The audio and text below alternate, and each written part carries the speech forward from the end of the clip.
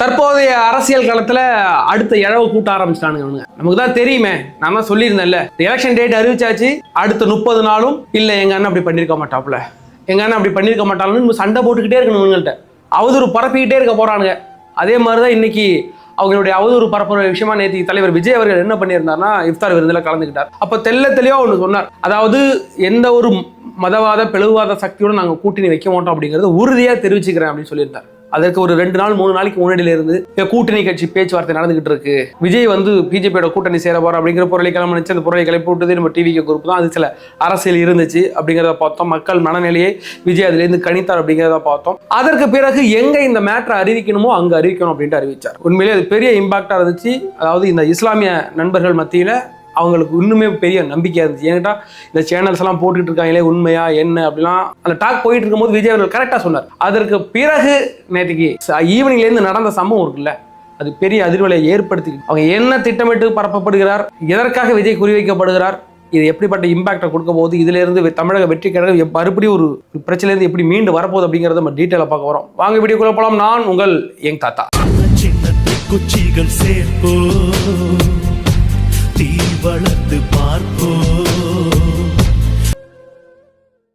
எங்களோட வீடியோக்குள்ள பாருங்க. வீடியோ பிடிச்சிருந்தா எங்க சேனலை சப்ஸ்கிரைப் பண்ணி வச்சிருங்க. எங்களுடைய எல்லா வீடியோக்களும் உங்களுக்கு உடனுக்குடன் வந்து சேரும். அதுபோக லைக் பண்ணுங்க, ஷேர் பண்ணுங்க, கமெண்ட் பண்ணுங்க. அப்புறம் இந்த ஹைக்குன்னு ஒரு பட்டன் இருக்கு, ஹைப்பு அந்த பட்டனை அமைக்க வைங்க. இது எல்லாருக்கும் கொண்டு சேர்க்கிறதுக்கு அது ஒரு ஈஸியான ஒரு வழிவகுப்பு. நேற்று விஜய் அவர்கள் இஃப்தார் பார்ட்டியில கலந்துக்கிட்டார். அந்த மேடையிலே சொன்னால் சமரசம் இல்லாமல் நாங்கள் சண்டை செய்வோம். ஏன்னு கேட்டால் தமிழக வெற்றி கழகம் என்பது கட்சி ஆரம்பித்த அன்னைக்கே தன்னுடைய 2 எதிரிகளை ஃபிக்ஸ் பண்ணிட்டு தான் வந்தாங்க. சொல்ல போனால் இந்திய அரசியலே இப்படி ஒரு சம்பவம் முதல்ல அப்படியே நடந்துச்சு. அவ்வளோ ஒரு கிளாரிட்டி.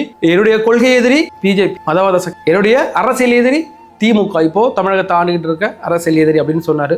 அதற்கு பிறகு எப்படி அங்கே போய் சேருவார் இங்கே போய் சேருவார்னு பல அசம்ஷன் வந்துச்சு. ஆனால் தலைவர் விஜய் அவர்களுக்கு இக்கட்டான சூழ்நிலைகள் நிறைய ஏற்பட்டுச்சு. இந்த கரூர் செம்பேடு மாதிரியான சம்பவங்கள்லாம் ஏற்பட்ட போது விஜய் அவர்கள் எந்த இடத்துலையும் விட்டு கொடுக்காம நான் நிற்கிற ஸ்டாண்டு, ஏனென்றா நான் முன்னெடுத்த அரசியல் என்பது எல்லாருக்கும் பொதுவான அரசியல், எல்லா மதத்தினருக்கும் எல்லா சாதியினருக்குமான அரசியல், அதுலேருந்து நான் மீற மாட்டேன் அப்படின்னாரு. அதே மாதிரி தான் நேற்றுக்கு சொல்லியிருந்தார். அவர் சொன்ன உடனே நேற்றுக்கு சவுக்கு சங்கர் ஐயா, மாரிதாஸ், இதே மாதிரியான என்டிஏ கூட்டணியில் உள்ள அதாவது மத்திய அரசுக்கு நெருக்கமான நண்பர்கள்ட்ட இருந்து ஒரு பெரிய ட்ரோன் ஷாட் ஒன்றும் தலைவர் விஜய் அவர்களை சிபிஐ ஜனநாயகன் படம் ஷூட்டிங் அங்கே வச்சிருந்தாங்க. அன்னைக்கு கரூர் ஸ்டேம்பர் நடந்த அன்னைக்கு கரூர் ஷூட்டிங் வச்சிருந்தாங்க. அதுக்கான சில எவிடன்ஸ், அந்த கேமரா, அந்த ட்ரோன் ஷாட்லாம் வச்சுட்டு இப்போது வெளியாயிருக்கு. இதுக்கு முன்னாடி இந்த ட்ரோன் ஷாட்டே வெளியாகலை, இப்போதான் புதுசாக வெளியாகிற மாதிரி மாரிதாஸாக இருந்தாலும் சரி, சவுக்கு சங்கராக இருந்தாலும் சரி, அது மாதிரியான ஒரு குரூப் பரப்பிக்கிட்டு இருந்தாங்க.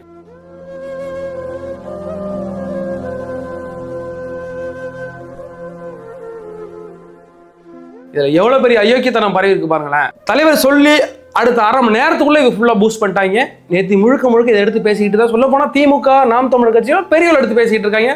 சொல்ல போனால் நியூஸ் தமிழ் 24/7 அவங்களே உள்ளே வந்திருக்காங்க. வேற எந்த சேனலையும் போட்ட மாதிரி தெரியல. இவரெல்லாம் யார் என்றால் மத்தியில் உள்ள அந்த என்டிஏ குரூப்போட பெரிய அணிகள்.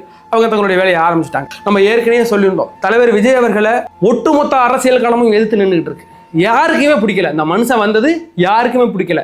ஏன்னா இதுக்கு முன்னாடி காலகட்டங்களில் வந்த விஜயகாந்தா இருந்தாலும் சரி, கமலஹாசனா இருந்தாலும் சரி, அதுக்கு பிறகு சரத்குமார் நிறைய பேர் வந்திருக்காங்கல்ல, அவங்க எல்லாம் இந்த பெரிய குரூப் இருக்காங்கல்ல அடிச்சு உட்கார வச்சுருவாங்க. ஒன்று அதிமுக அடிக்கும், இல்லைன்னா திமுக அடிக்கும். இதை பொறுத்த வரைக்கும் அதிமுக கூட அவ்வளோ மோசமானவங்க கிடையாதுயா. ஆனால் அவங்க இன்னைக்கு சேர்ந்திருக்க ஆட்கள் தான் மோசமாக இருக்காங்க. அதனால தான் இப்போ இந்த என்டிஏ கூட்டிலேருந்து மொத்தமாக இப்படி கிளம்பி அவதூறு பரப்பிட்டு இருக்காங்க. வேற அதிமுக அவ்வளோ மோசமானவங்க இல்லை. ஆனால் திமுக அவங்க ஜீன்லேயே உள்ளது. அதிமுக வளர்ப்பு அப்படி கிடையாது. ஜெயலலிதா வளர்ப்பு, எம்ஜிஆர் வளர்ப்பு, இவங்க வளர்ப்பெல்லாம் பாருங்களேன், அண்ணாவுக்கு பிறகான வளர்ப்பு எப்படிப்பட்ட வளர்ப்புன்னு. அதனால அவங்க அப்படிதான் இருப்பாங்க. இன்னைக்கு இதை உடைக்க வேண்டிய கட்டாயத்தில் இருக்கிறோம். ஏன்னு கேட்டீங்கன்னா, இன்னைக்கு விஜய் மீது இப்படி திட்டமிட்டு பரப்பப்படுகிறது இல்லை. எந்த நேரத்தில் எலெக்ஷன் டைம்ல பரப்பிட்டு இருக்காங்க. மற்ற நேரம் நமக்கு பிரச்சனை இல்லை, நம்ம உடைக்கிறது சாவாசமா இருக்கும், உடைச்சாலும் அப்படிங்கிறது. இதற்கு முன்னாடி இந்த ட்ரோன் ஷாட்ல நீங்க வேணா பாருங்க. இதுல இந்த ட்ரோன் ஷாட் நமக்கு இன்னொன்று சொல்லி கொடுத்துருக்கு, நமக்கு இன்னொன்று புலப்படுத்திருக்கு.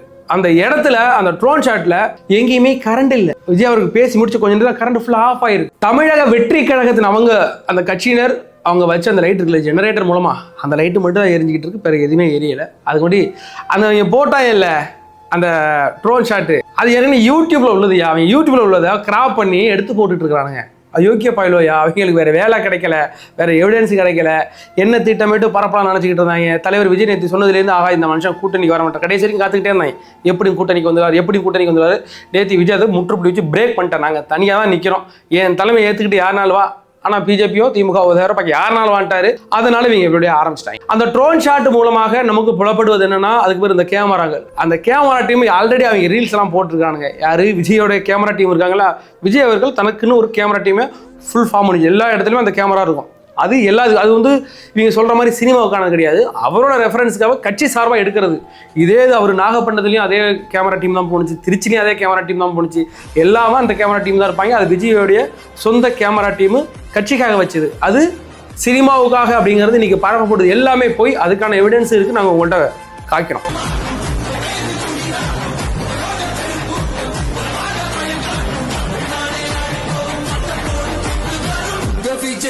விஜய் உயிர் என்ன வரனா,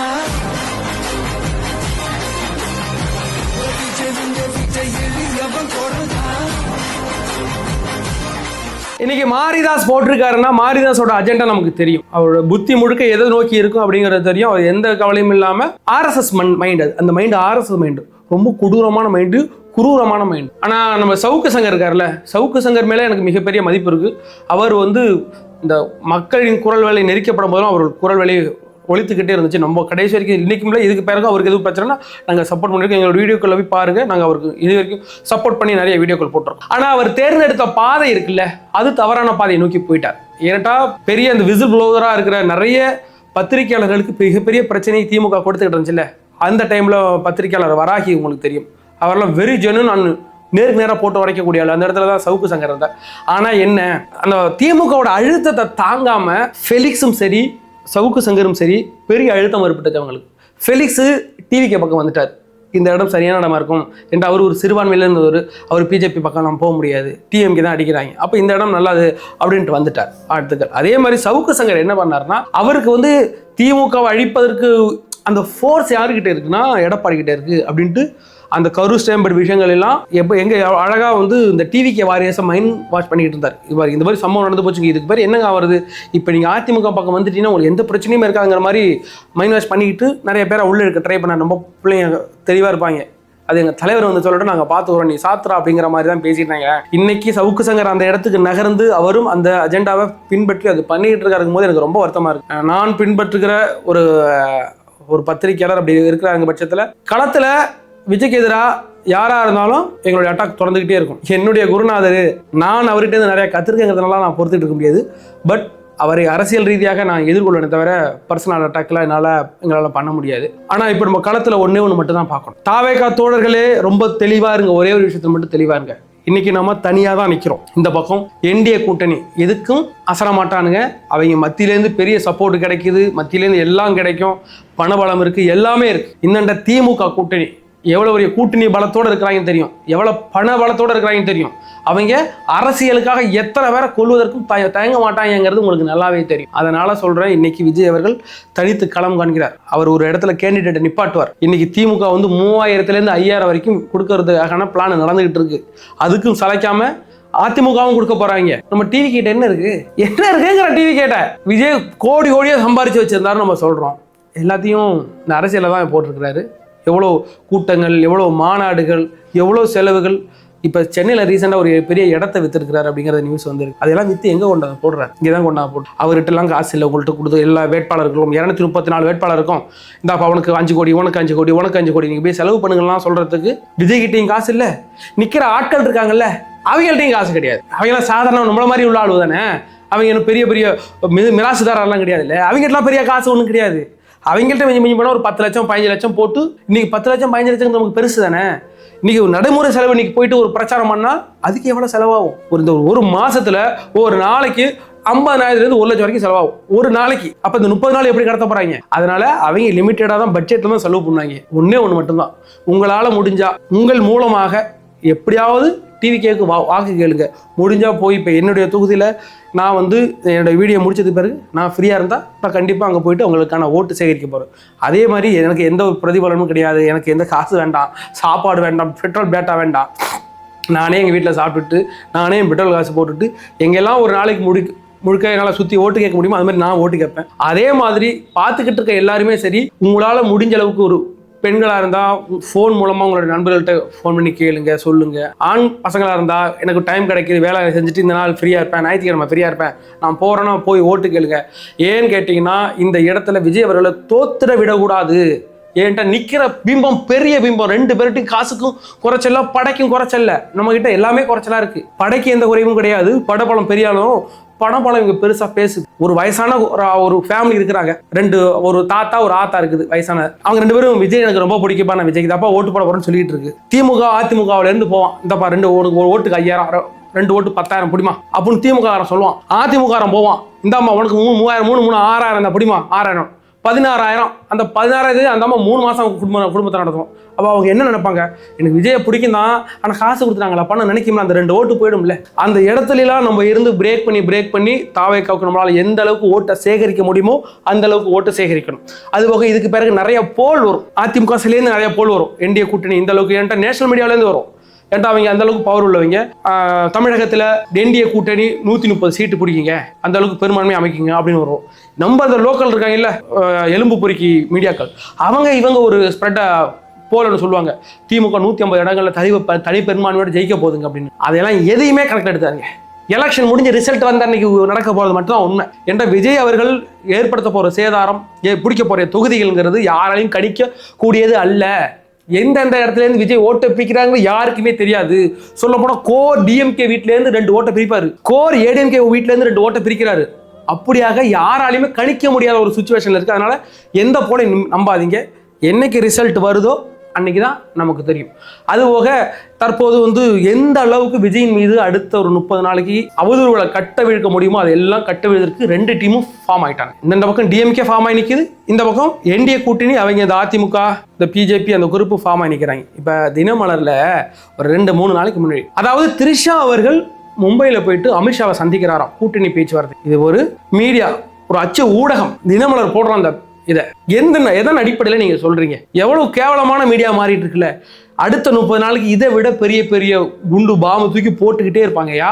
நம்ம களத்துல தனியா நிக்கிறோம், அடிச்சு தூள் கலப்புறதுக்கு அளவுக்கும் பயப்படாம களத்தில் இறங்கி செயல்படணும். இன்னுமே தாவேக்காவில் கொஞ்சம் பிரச்சனைகள் இருக்கா அப்படின்னா இருக்கு, அதெல்லாம் நம்ம ஒத்துக்கணும், ஜென்வனாக ஒத்துக்கணும். இன்னும் பல இடங்கள்ல இன்னும் பிரச்சாரத்தை தொடங்கல, எலெக்ஷன் நெருங்கிட்டு இருக்கு. இன்னும் அந்த இடத்துல கேண்டிடேட் போடாத ஒரு பிரச்சனையா இருக்கு. என்கிட்ட கேண்டிடேட் அந்த இடத்துல முன்னாடியே போட்டிருந்தா, என்கிட்ட ஒரு நபர் போட்டிருந்தார், 100 நாளைக்கு முன்னாடி கேண்டிடேட் போட்டு அவரோட வேலையை ஆரம்பிச்சிருப்பாரு. அந்த இடத்துல போட்டு திமுக எப்படியும் கொக்கி போட்டு எடுத்துருவான், எவ்வளோ பெரிய ஆளானாலும் கொக்கி போட்டு இருந்தாப்பா அவனுக்கு ஒரு 4 கோடி தானே அமைதியாக இருந்தால் போட்டுருவான். அதனால தான் விஜய் பிளான் பண்ணி இது வரைக்கும் அறிவிக்காமல் இருக்கிறதும் அது ஒரு மிகப்பெரிய காரணம். ஆனால் அந்த இடத்துல இன்னொரு விஷயம் என்னன்னா, கேண்டிடேட் போடாமல் இருக்கிற காரணத்தினால அவங்க டீம் யாருக்கு ஒதுக்க போறாங்கன்னு தெரியல. ஒதுக்கிருந்தாங்கன்னா அந்த டீம் போயிட்டு நேரடியாக போயிட்டு அவங்க களத்தில் நேரம் வேலையை ஆரம்பிச்சிருப்பாங்க. அப்படிப்பட்ட சூழ்நிலை வருது.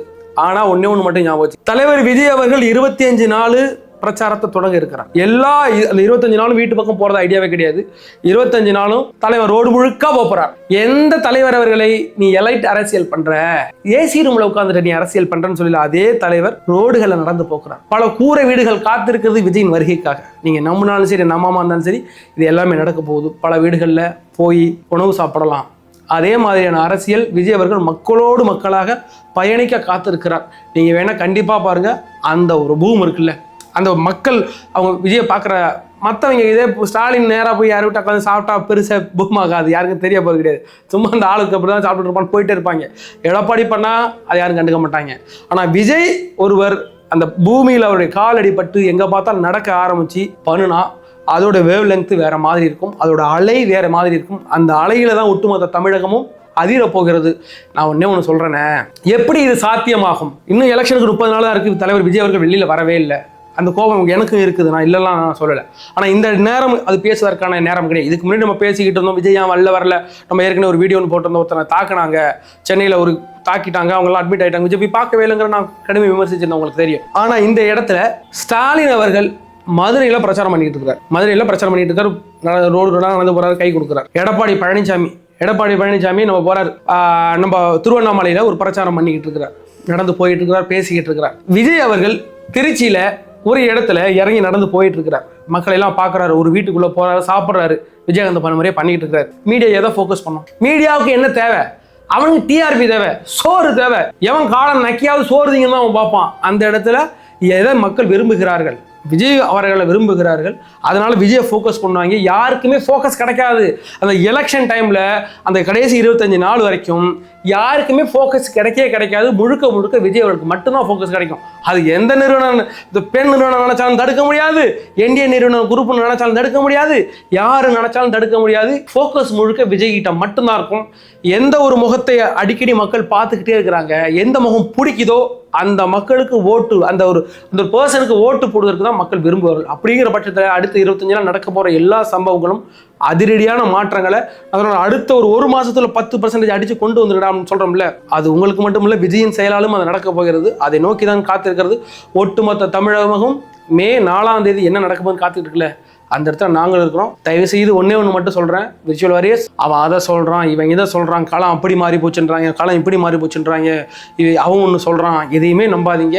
அதாவது 1983 நம்ம Indian team match, final match, cricket மேட்ச்ல போனது தெரியும். அது சவுத் ஆப்பிரிக்கான்னு நினைக்கிறேன். ஐ டோன்ட், ஆப்போசிட் பார்ட்டி எனக்கு வெஸ்ட் இண்டீஸுக்கும் இந்தியாவுக்கு தான் மேட்ச். அடிச்சு நம்மளால 183 விட்டானுங்க, எல்லாத்தையும் விட்டுட்டு வந்துட்டானுங்க. 183 ரன், இதுக்கு வெறும் வேர்ல்டு கப் போச்சுடா. முதல் வேர்ல்டு கப் இப்போ தான் தட்டி தாவி போனால் என்னடா பண்ண போகிறோம் அப்படிங்கும்போது கபில் தேவ் கேப்டனாக இருந்து தன்னோட டீமை வழிநடத்தி 183 அடித்து உடச்சி கப்பை தூக்கிட்டு வந்துட்டாங்க. யாருமே எதிர்பார்க்கல, ஒட்டுமொத்த உலகமும் எதிர்பார்க்கல இப்படி நடக்கும்னு. 183 ஃபர்ஸ்ட் டார்கெட்டையே சுருக்கிட்டாங்க. அதையும் உடச்சி நம்மளால கப்பை தூக்கிட்டு வர யார் நினைச்சாங்களா? அதே மாதிரியான சம்பவம் தான் தமிழக வெற்றி கழகத்தில் நடக்கும் போது. கீப் வெயிட், பார்த்துக்கிட்டே இருங்க, கான்ஃபிடென்ட்டாக இருங்க, வெற்றி நிச்சயம்.